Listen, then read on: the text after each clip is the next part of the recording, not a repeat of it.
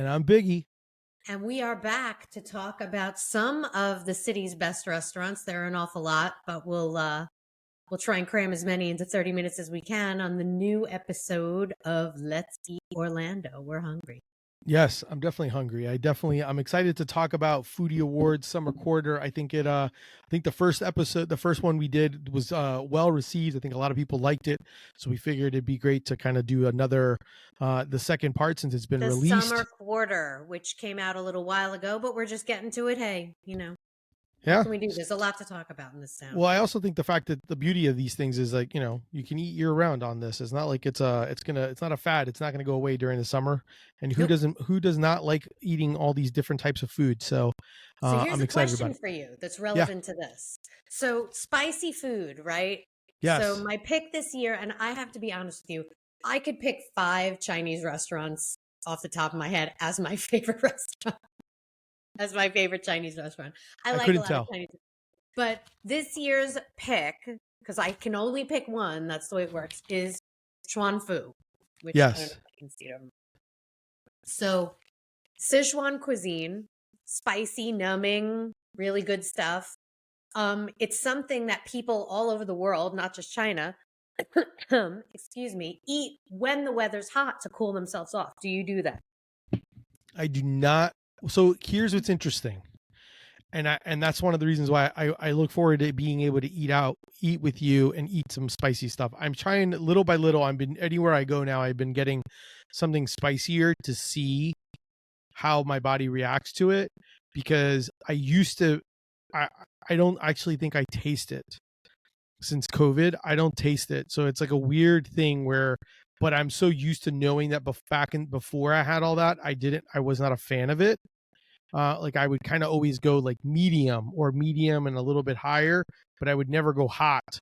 And because my whole thing is, as long as it has flavor, I'm good. But if it's flavor and I'm burning my mouth or like numbness, nobody wants to just have a contest. And I guess I must Correct. be having some sort of a sympathetic reaction, because now I'm coughing and my eyes are watering and I'm just drinking Coke Zero. So yeah. So I mean, I'm not usually typically the person that will do hot to cool myself down.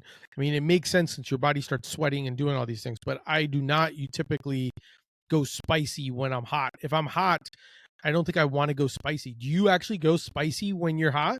I don't, but it's just something that I think developed. It's just something that I think is, sort of the way cuisine developed around the world in these hot climates. So many different countries where the weather is hot and sweaty eat spicy things, and it makes perfect sense biologically, right? Because you trigger the sweat cools your body off. But it seems counterintuitive on the surface. It does. And I've never really even thought of it, but you're totally like, it all makes sense. Right. I've just never thought of it that way. At any rate, I love Sichuan food. I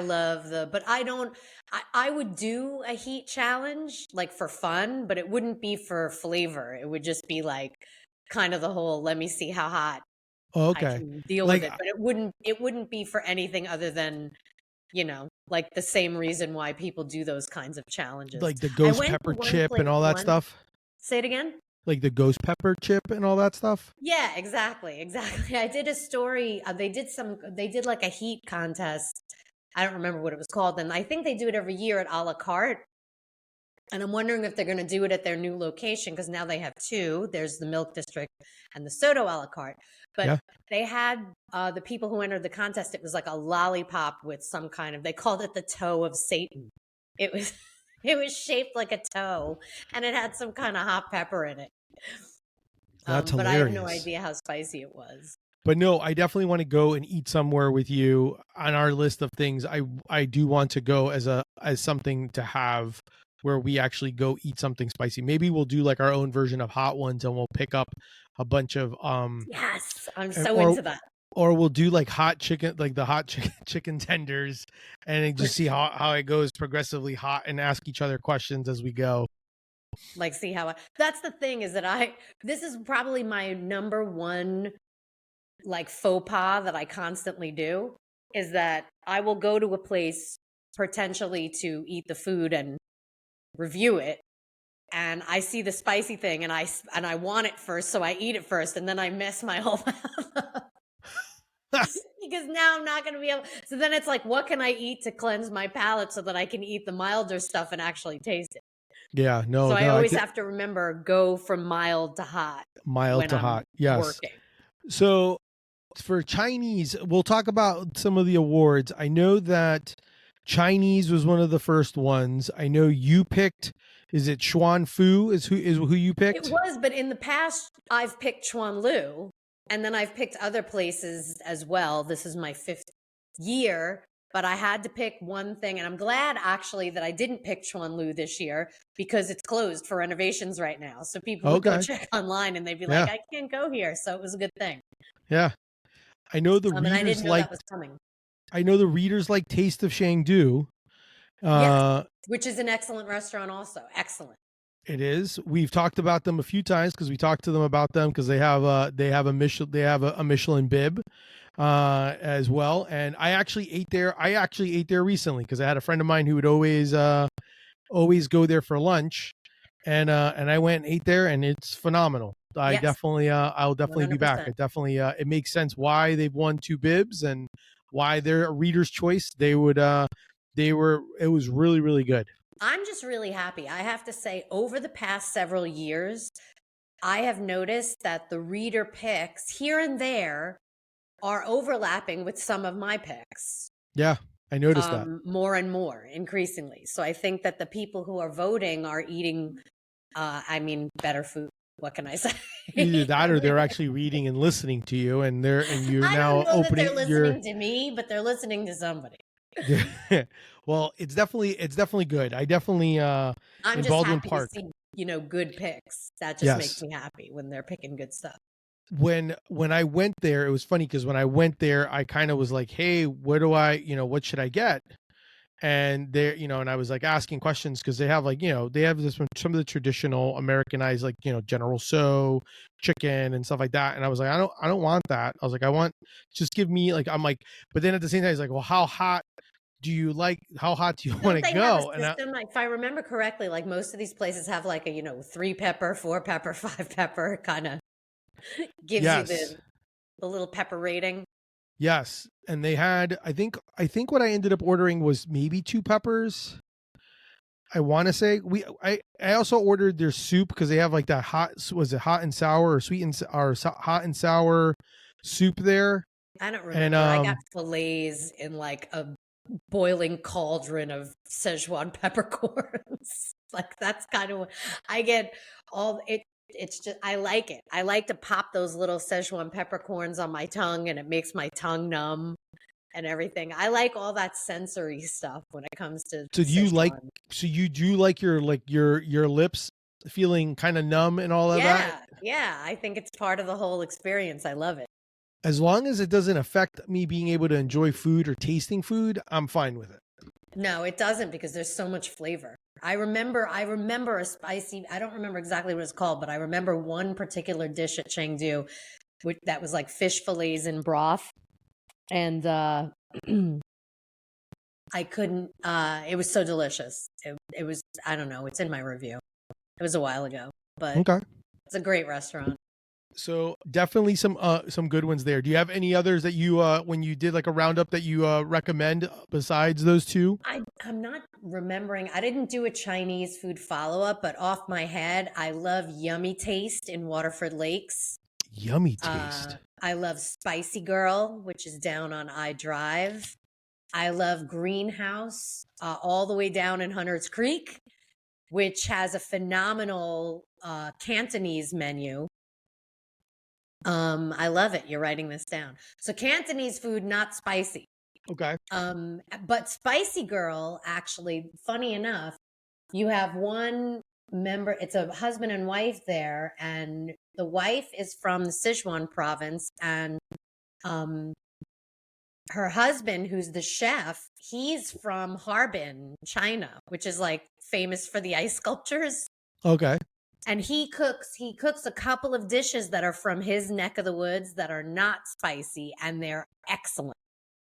So these are, little hidden gems. It's a largely Szechuan menu, but it's not totally Szechuan. So you got to ask. No, I love that. I love that. And the food's great. The other topic that was another award that was up was best dessert, and it looks like you picked. I picked Koko, right? Yeah, Koko. Is it Kakigori? Kakigori, yes, Kakigori. And what do you like there? What is it that you like there? Well, they only make one thing, which is shave ice. The Japanese style shave ice, that's all they make. And it's just lovely. It's just this lovely, delicate, it's like art. And it's a great time of year to enjoy this dessert. It's hydrating because it's mostly ice. Yeah. They make all of the different jellies and syrups and different things that go in and on the ice. They make all of it there fresh. And they usually have a couple of vegan options going on. The first one that I ate, I didn't pick it because it was vegan, was the sesame flavored one, and it just called to me. And it was wonderful. And they have this sort of arty element in that they have these beautiful dishes, and you pick a dish. They're handmade dishes, little dessert kind of cups, I guess. Yeah. And they're ceramic and they're handmade. And you pick one, and then they put your dessert in that, and you get to eat it out of this. So That's it's like cool. there's an art experience to it. Yeah. And it's right behind Kaya. So you go outside. It's a teeny tiny shop. And you'll take your dessert. There's no room in the shop. You just order and you leave, and you go and you sit out in the garden under the Bodhi tree and you eat your ice, and it's just a lovely experience. I love it. I love it. The readers picked crispy cones is what I saw. They're brand new, aren't they? Pretty recent. I don't know crispy cones. I will have to check them out. I always go and investigate, but it's been busy. So I always have a big lofty idea every year, but in the past, I will admit, I've wanted to do a roundup where I go to a few of the reader picks and then write them up myself. And I've gone to a couple, this is in years past, and I haven't been that impressed yet with a couple of the ones that I went to. But I don't know crispy cones, and I haven't gone yet. So who knows? Maybe they'll be the one. Yeah, so crispy cone is like kind of it's funny because we went, so it's kind of like a cone, but it comes in a cup, and then it's like soft serve. It looks really cool. They basically they say they're revolutionizing the soft serve cone. I love soft serve and I love cones. I'm not crazy about the traditional soft serve cone. I'll eat it. Well, but it's definitely not a traditional cone. I'll tell you that right now. I like sugar cones. Traditional sugar cones, not waffle cones. Sugar cones. I'm that rare person who is not interested in a waffle cone. No, I could understand that. And this stuff, I would say like crispy cones, they're more of like even though they're a crispy cone, I guess it started from Shark Tank is how it started, and is kind of how they've kind of gone. And it's more of I would say they basically say that it's like a fresh dough cone that's like grill rotisserie styled and then covered with cinnamon and sugar, or a specialty that'll powder. make everything good. Correct. It is. I'm down for the cinnamon and sugar. I think when I did go, we ended up not buying. We ended up not, like, we were in the area, so I walked in. But I kind of, to be honest, like I was like, after I went in, I was like, I want to try it. I just was one of those where I was like, my family and I were kind of like, oh, I'm like, I kind of don't know if I want ice cream right now. It was like one of those things, like we were in the area and we were like, because we were coming for something else, and I was like, oh, crispy cones, let's go in. I want to see what it is inside. I have no idea. I just heard it. And so then I went and I looked, and we're like, oh, okay, let's put it on our list for places to go. So we've never been. I know my daughter's favorite would be like Wafu. She loves. Oh, Wafu's fun. I'm big. I love taiyaki. I'm a fan. She's a fan of that, and she loves whenever. So like, and for her, that would be her pick. Would be going to Wafu. It's like she just likes all the different. I've gone to Sampaguita like twice in the past couple of weeks. What's your go-to when you go there? They you get the ice last year for dessert. I'm not sure. They may have. I mean, I love them. I certainly go there enough. what's your go-to when you go to Sampaguita? Well, it's changed. A couple of visits ago, I say I invented it like I'm the first person who made it. I don't know. It's not on the menu, and I don't know anybody else who does it. So I'm just going to say I invented it, even though that Go might with it. totally not be true. They have ube. We were talking about soft serve. They have ube soft serve. They do house-made ube sprinkles and sauce and whipped cream, and I got all of those things. So you went all into the ube, and I called it the Amy Drew Bay. Oh, I'm the only one who calls it that, though. So you walk in, you're like, "Oh, I have an Amy Drew Bay," and then they'll be like, "What? What? Yeah, no, I don't ask for it that way because nobody would know what the hell I was talking about. I love it. We're gonna at the end of this episode, we're gonna try to make it. It's really, really, really, really good. Very purple. Those sprinkles are so good. I'm a big sprinkle fan.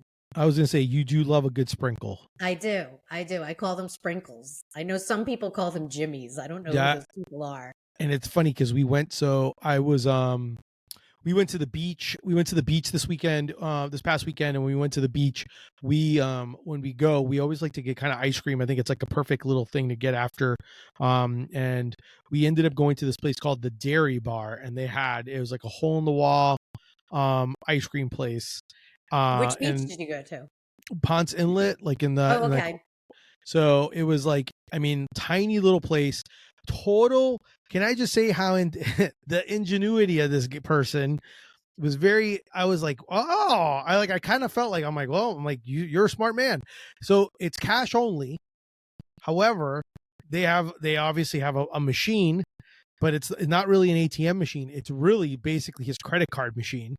And what he does is like you put in it's almost like you put in the information. He goes, well, we'll have an ATM machine. You could take money out and then I'll give you the change. So like whatever you're going to order.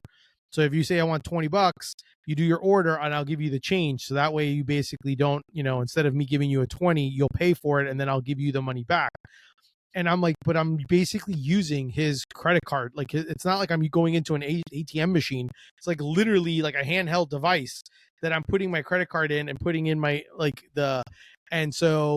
and I laughed because like it was cheap. It was like, oh, like maybe like, I don't know, like for a regular cone, it was like maybe like $2.45 or something like that. Dang. So like for $7 or $8, I was like, I was like, the guy's like, how much? And I was like, I wasn't thinking, I was like, I don't know, $20. So I ended up getting like 10.50 back or something like that. And I got like three cones and he goes, you want some jimmies? I'm like, no, I want sprinkles. And so my daughter got sprinkles, but because it was so freaking hot, that ice cream melts so fast as a cone that I basically said, this is like my hack, I guess. I'm like, can you put it? I'm like, I want a cone, but you want it in a cup. So then I can just dump it and I can just use a spoon and mash it all up. And then I can use the cone, the regular cone to mix it in with the ice cream. And I got like a little bit of something there. So that's fun. I went to a place, I'm trying to remember. It's in Oviedo and it's called, is it Martin's? Does that sound right? It's like a name. It's been there for a while. Was it an ice cream place? Yeah. Oh, I know about it. I know what you're talking about. Down, is that the place? Is that the place where it's Brewster's, and it's you can bring? Brewster's. It's not Brewster's. No, Brewster's used to be Brewster's, but it's been Jeremiah's for like ever. Okay. But this is a different place in a different spot. Hold on a second. Let me just. But you don't. And obviously Brewster's used to be one of those where you can like bring your own banana to make a banana split. No, I just have to. That's funny. I was right. It's Martin's Coffee and Ice Cream. So they have ice cream nachos, which is what this reminds me of. Like they have waffle cone chips, and you can eat the ice cream like nachos, which I think is pretty fun. Is it scoops of ice cream or soft serve ice cream? No, it's scoops, although I'm not sure if they even have soft serve, but I would imagine they'd probably give you whatever you wanted. Yeah. I mean, that's what ice cream shops are in the business of doing, right? Yep. Yeah, have whatever you want. That'll be $48. I love that. So basically we're going to go from desserts. I know the next I want ice cream. I'm so highly suggestible. My boyfriend laughs. Like I love ice I'll cream. read about something and I'll be like, oh, now I want sushi. Oh, now I want a hamburger. Like yes, I want all those things. Yeah. Hotel. One of the categories I guess was hotel. So I'm gonna guess it's best hotel restaurant. Yes. And you want to share what your pick was? My pick this year was for Flamingos, a Richard Blaze Florida kitchen with a really long name. I've been wanting to go there. I've been wanting to go there. When you went to eat there, was there something that you like that kind of stood out? Obviously, stood out for you. There were a few things that stood out to me. They have a foie gras empanada that's outstanding. Okay. It's totally outstanding. And the dough is phenomenal. Like, I know it sounds like I'm like, ooh, foie gras, but the dough on the empanada is so lovely. And if I remember correctly, because it's been a while, it is a baked empanada, so it's not greasy, which I personally love. Yeah. I like flaky, non-greasy, even though I fry mine. I should make mine more often. The standout was they have a coconut. It's like I'm trying to remember. I might have written about it if you're looking. Let me look. They have a coconut rice that goes with the whole fried fish. Okay. Which my boyfriend loved that so much, like he wanted extra. Or maybe it's grits. I have to look. That was so outstanding. They wrap it in a banana leaf. And they also have, Richard Blaze. I interviewed him when I reviewed the restaurant in the way back, and he was lovely. But I don't know a lot of these celebrity chefs who have shows and podcasts. So it's not like I didn't really know him. When I listened to like 20 minutes of one of his podcasts before I interviewed him, because I felt like, oh, let me get to know this guy a little bit. Yeah. But outside of that, I don't know him from a hole in the ground. I just ate at his restaurant, and the restaurant was phenomenal. But he's known for a lot of the molecular gastronomy, like playing around with stuff. Yep. And so there are a lot of fun dishes if you're into that kind of thing, like the dry ice and, the little, they have like a Dippin' Dots kind of a thing that goes with the oysters. That was fun. But really just whole fried fish. And I want to say coconut grits. Let me see if I mentioned either coconut rice or coconut grits. And those grits were so good. Let me look. So while you're looking, so there it is: oxtail and foie gras empanada. That sounds good. It is so good, and the picture, you can see how awesome it is. And I even wrote a limerick about it, so go look it up. Okay. Did I mention the? I don't think I did. So, how I know Richard Blaze has owned some Deli Fresh threads. He does wear some Deli Fresh threads. He does seem cool enough to do that. I've met him. I mean, I've talked to him anyway. Yeah, he basically, I kind of was introduced via social media to him by Carl Ruiz.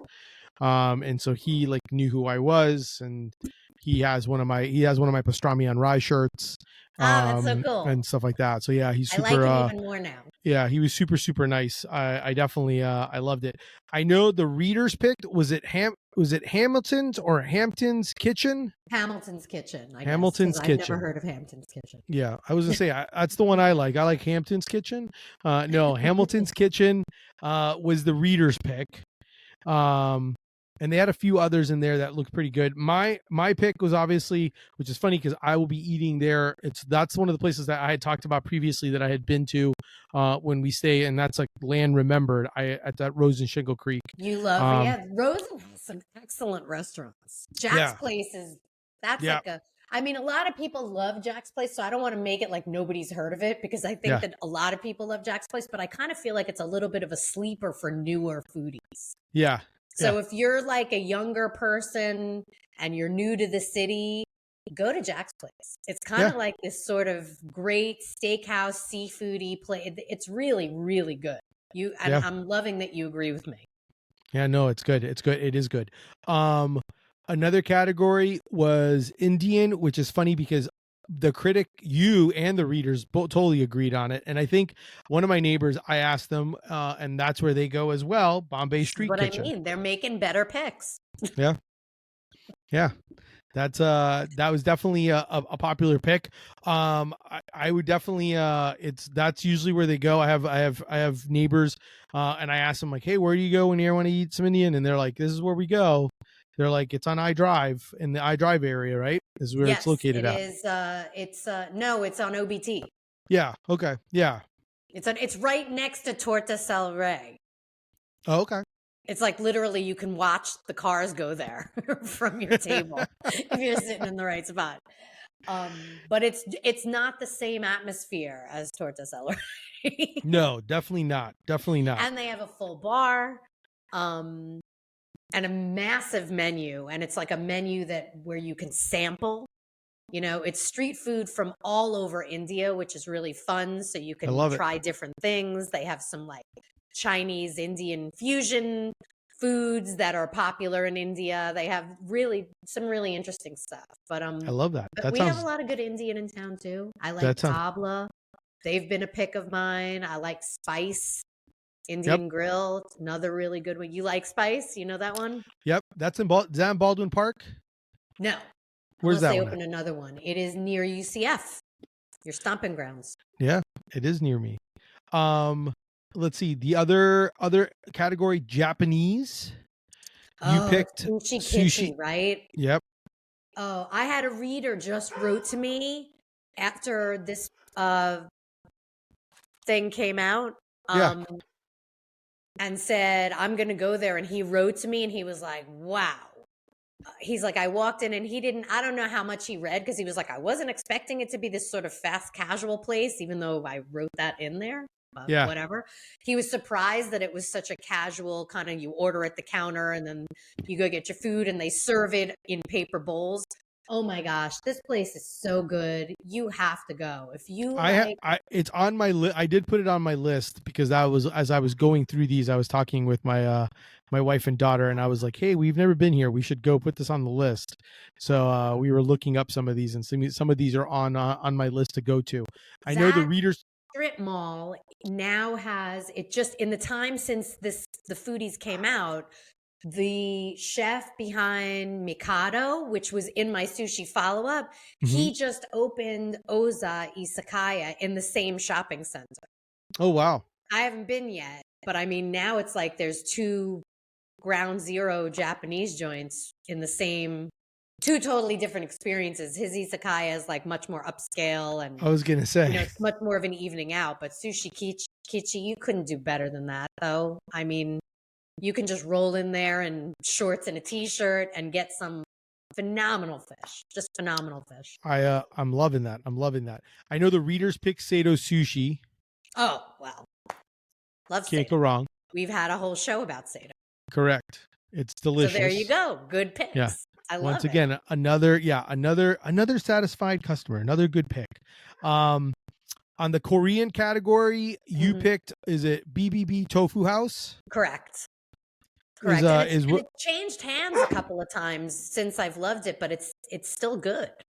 You know, a lot of people are like, oh, I've read people say, oh, it's not the same. You know, there's a newer owner, and it's not that new. I mean, it changed a while ago, but I love the place. I love it. Stewy stuff they have, and the banchan's always good. It's great. I think it's great. And if you don't like that, there's like 17 other restaurants within spitting distance of it. If you're in the mood for really good Asian food, it's pretty much like the ground zero neighborhood. I love it. I love that. Yeah. And then the readers picked Doshi. Doshi was my pick last year, I think. So I think it was. Yeah. So they're just following suit. They're just following suit on that. I was, once again, I always like to, when we do these, I love to ask my family. I'm like, hey, what do you think our pick is for this if we were to do Korean? We picked, my family and I picked the K Barbecue and Bar on Colonial. It used to be they have like all you can eat. They have like one of those like all you can eat type setups. They have like their own refrigerator that does kimchi and stuff like that. And it just was, I just enjoyed it. I thought it was super good to be able to just kind of do. And it's an experience. That's a biggieism. Super good is a biggieism. Yeah, super good. Yeah, it's one of those where I'm like, I just kind of like, it was, let's put it this way, it was good enough this is how you can kind of tell. It's kind of like how you went and had, I think when you had stuff for like lunch and dinner. It's kind of like when I went, like I was like, this just keeps getting better. Everything I put in my mouth is getting better and better. So we did K barbecue and bar. We did that one, and then we did it for like, I think it was like for my wife's birthday. Like she wanted, like she and I to go out to dinner, and we had it.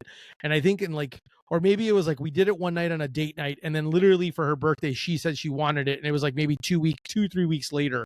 So like in a course of a month, we went there twice, which for me is like not something that I would usually do. But it's because it's like all you can eat. So I'm like, and I'm one of those where unfortunately, like, I used to be able to put down some food, but at the same time, I'm like, well, if it's all you can eat, I'm gonna put down. Like it's like I like when we go to Texas de Brazil, like I'm on green until meat sweats happen. Right. I'm like, is my world. I do this. I flip. I don't want them cutting. I want to eat what's on my plate. Then I'm like, come on, fill me up. Yeah. Okay. You have to. The thing with those places is that the salad bar, some of them have such sick salad bars. Can't do it. I refuse to eat salad bar. I refuse to eat the bread. I refuse. I'm just there for the meat. They're like, oh, you have to try our coconut bread or whatever kind of thing. Sure. Like not happening. I'm like, I know your tricks. Not frying the bread. I know your tricks is what I say. So you might be able to tell me more about these places because I've best Splurge. I know you picked Camille. Oh, Camille was such a wonderful experience. And I didn't even sit at the chef's counter this time. I just ate in the dining room like a schnook. I like to be like Ray Liotta in Goodfellas. No, it was beautiful. It was a beautiful experience. I watched people at the chef's counter. The dining room experience a little less expensive. For people, it's kind of a condensed version. It's still a ton of food. When you get fewer courses at Camille, you get larger portions. So like if you go for some 10-course thing, you're going to get smaller bites. And then if you go for something that's 5-course, each portion is going to be, so you're going to be full no matter what. Yeah. But just exquisite food that is like Vietnamese influenced through this wonderful French European filter that Chef Tung has, been trained. He is a Victoria and Albert's alum. Mm-hmm. And it shows, So it was pretty exciting because I interviewed him in the way back when he started at upstairs in East End Market, right? At the Neighbors, before he had this fancy little restaurant of his own. And when I got his backstory, when he was talking about, kind of, he wanted to work at Victoria and Albert's, he wanted to learn from the best with the best people. And I was there at Michelin at the ceremony where he got his star the same night that Victoria and Albert's got theirs, which is awesome. I think that's a pretty cool story. Yeah, that's awesome. Right? I love that. The readers pick was Bull and Bear. I believe that. Oh God, I hope I don't get this wrong. That's the Waldorf Astoria's steakhouse, right? I think so. Yes. Consult the Oracle. Also, an excellent choice. Excellent choice. Yeah, it sounds amazing. If they still have it, this beef tallow candle. It's like just a candle made out of beef fat, and they light it, and it melts. Yeah, it's pretty cool. That is pretty cool. I like that. The next category was the Thai. You picked Sea Thai. Yes. He's an amazing chef, and he does really incredible, beautiful things. Like if you look at his pad thai compared to the pad thai that you get at other places, and I'm not knocking those, because it's still good. It's like a big hearty bowl of noodles, but it's like it's another level. It's another level. Really good. And then the readers picked Lemongrass Thai Kitchen. Oh, I like Lemongrass. I do. I've been there and I've reviewed them, and Lemongrass is good. Look at that. Yeah, I like Lemongrass. My pick. I went with my pick is an oldie but a goodie. Is the best way to describe it, because to be honest, like I saw it forever, and it had been forever since I ate there, but we've gone there again a few times. Royal Thai Cuisine in Orlando, right off of Old Cheney. Like that That's the thing's one. Yes, I know where that is. They it's like still on. don't they still have a sign that says Scott Joseph loved them? I think I think so, yeah. They're right on. They're Most like across from a people who know 7-Eleven, food Old have been Cheney, and loving them for a long time. 436. I think that's awesome. But I Yeah, think that's how I know them the most is because, and this is long before I worked at the Sentinel, but yeah, that sign was up there, and it's like still up there. yeah. No, and and it's good. It's just I feel like it's like a family run business. You just kind Mhm. of like it. Just kind of felt like I'm going to someone's house and they just kind of they fed me. And it was just I and love it was that. I'm delicious. getting so hungry. That's the bad part about this.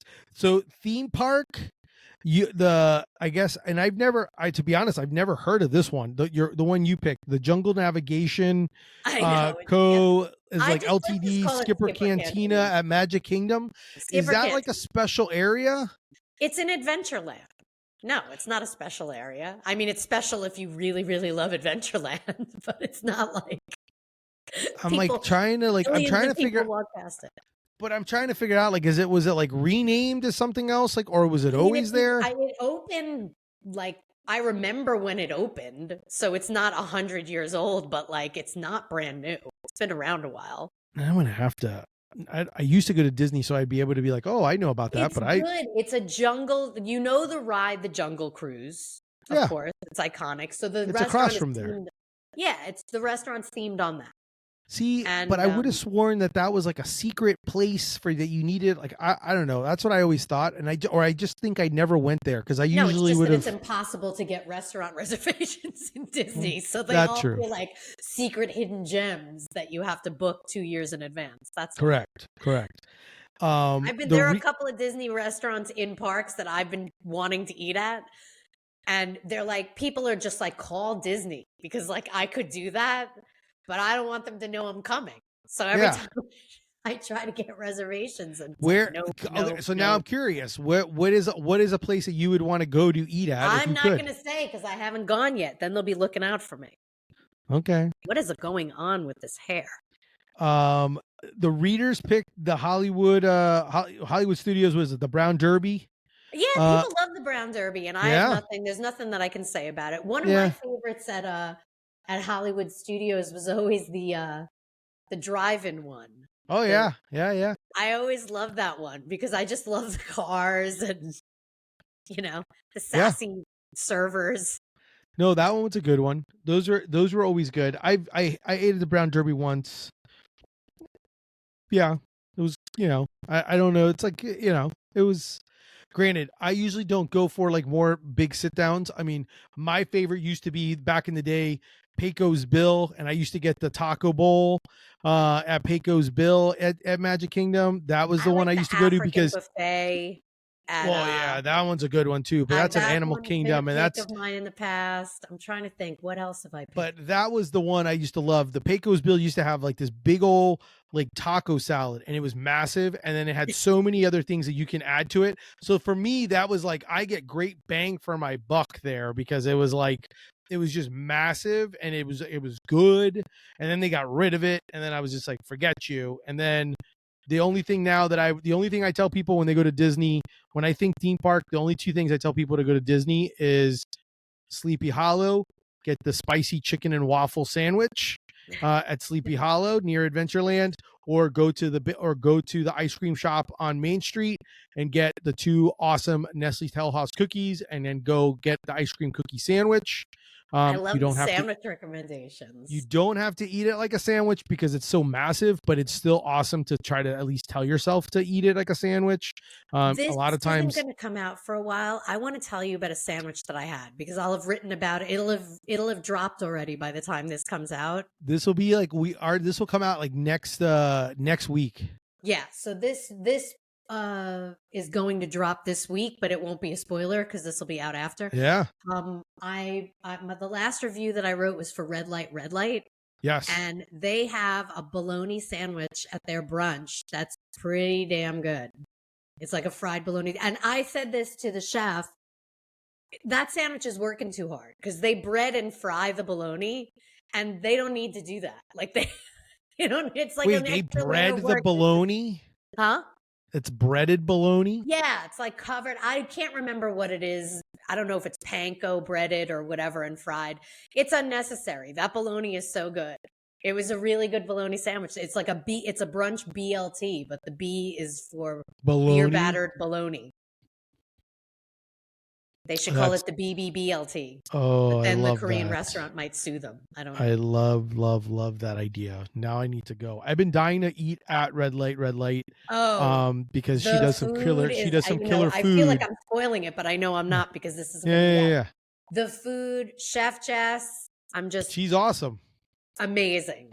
Amazing. Yeah, I know. Everybody needs to go there. We People who don't know the bar should be going there. I have been writing about this bar for like more than 10 years.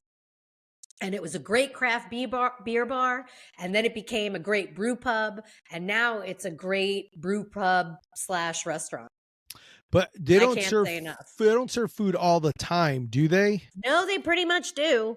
They do pretty now? much do, and they were about to expand. So, I think currently the kitchen is off for 2 days, which is Monday and Tuesday, and then they're off Sunday night, but they're on in the morning for brunch. Okay. And Sunday night they'll have a food truck. I think Monday they're about to start dinner service, but they're going to keep a food truck anyway, at least for the foreseeable future. That's what they told me, which currently right now it's Red Panda Noodle. So if you really want Red Panda, you can go there on Monday nights. Can't go wrong. And I think that's it. And then Tuesday they're closed. I think that's their only day closed. Every other night you can eat the Wednesday through Saturday night. The kitchen's open now Monday, soon to be Monday, and then Sunday for brunch. And when they are closed, they have like tinned fish and they have great bar snacks. So even if the kitchen's closed, there's good stuff to eat there. No, they do good. They do good. I know I've been dying to go there. I talked to Chef Jess because we talked patty melt because she was telling me that she wanted me to try her patty melt. The patty melt is an occasional special that they bring out. So I can't say that I've had it, but yeah, she and I talked about it because anything so far that she's made that's not good. Yeah, and that's what I told her. Oh, that sounds good. It's just different degrees of good. Like, can we just put it on the list. We'll put it on the list. I know sooner or later, people, we will actually eat out and about, but it will be on the list. We will eat at Red Light. Let's go. We can't podcast on a night when they have a DJ. No, for sure not. But we can at least try to make it there. We got 2 more to go, so we can wrap up because it's a little bit longer. We again digress and talk about other food things. Vietnamese. You picked Vietnam cuisine. Yes, it is. I mean, it's a wonderful, and when I say hole in the wall, I mean no disrespect. It is not a fancy place. You go in, you order in this little window. They've got a TV going with Vietnamese pop music and stuff going on, and the food is just outstanding. The banh mi is great. I can't say enough. Okay. Good stuff. To go or dine in. But yeah, oh my God, the banh mi. They make their own butter. They make their own pate. Is that your favorite place for banh mi? Yeah. It's your favorite place for a banh mi? Yeah. Yeah. I mean, I used to love Nha Trang. Which is that was my favorite place. Everybody loved that place. That was my favorite place. Yeah, I would say that this is my favorite spot. Okay. I mean, but it's not like you can't throw a rock from that spot and hit. I know you could basically do a banh mi eating tour from there. Yes, I know. That's the beauty of it. That one is my pick. Yes, I can only pick one. That's my pick. And then the readers picked Papasan Vietnamese cuisine. Mm-hmm.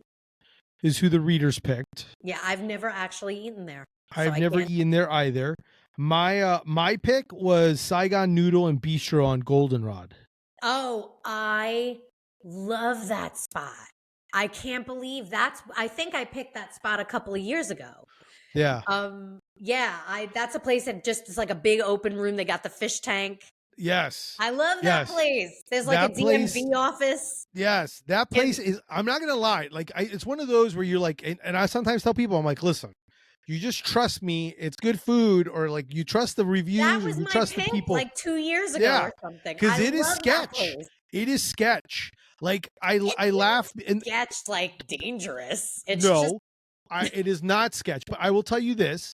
I just find it odd that every time I go there, the supermarket always has some police officer or something outside. That's all I'm saying. Okay. That's all I'm saying. And I don't care because I've been in that supermarket because I was like, well, what's it? What is it to save a lot? I want to see what's in here that's they're protecting. But yes, Saigon Noodle and Bistro, super good.